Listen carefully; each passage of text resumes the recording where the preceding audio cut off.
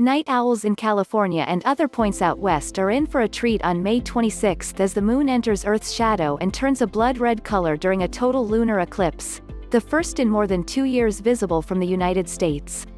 And if you hear anyone calling this a super blood moon, that's because the moon will also line up in its closest approach to our planet, an event some call a supermoon. You're actually getting to see the solar system working, and Newton's laws of gravity in operation before your own eyes, said Edwin Krupp, director of the Griffith Observatory in Los Angeles. This month's event will be visible primarily from Australia, East Asia, islands in the Pacific and the Western Americas. People on the west coast of the United States, from Southern California up through Washington state, can expect the action to commence around 1:47 a.m. Pacific time on May 26. In the beginning, the moon will enter only Earth's outer shadow, called the penumbra. Any changes to the lunar surface will be subtle at first, Dr. Krupp said.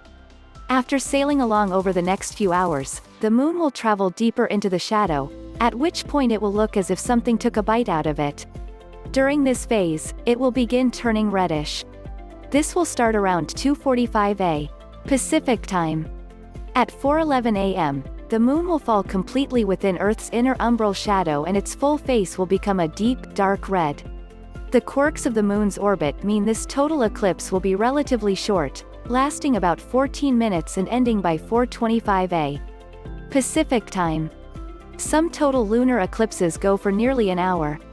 But the eclipse isn't over and skywatchers can enjoy seeing the process reverse itself as the moon passes out of Earth's umbra and penumbra, gradually returning to its normal self until sunrise, at which point it will sink below the horizon for west coasters. Astrophotographers in the path of the eclipse may want to try setting up a telephoto lens on a tripod and vary the exposure at a few different shutter speeds to get the best shot, Dr. Krupp suggested. A cell phone camera will usually make the moon appear quite small, he added, but keen observers can usually play with their phone settings to get a nice image.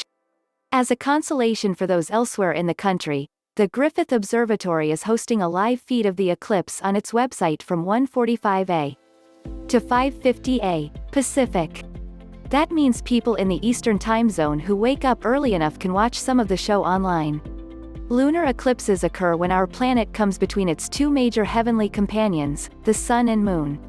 Moonglow is actually reflected sunlight and so the lunar surface gradually darkens as the moon falls into Earth's long shadow. Sometimes, the moon's celestial movements cause it to only graze part of our planet's shadow, leading to partial lunar eclipses, which are often difficult to see.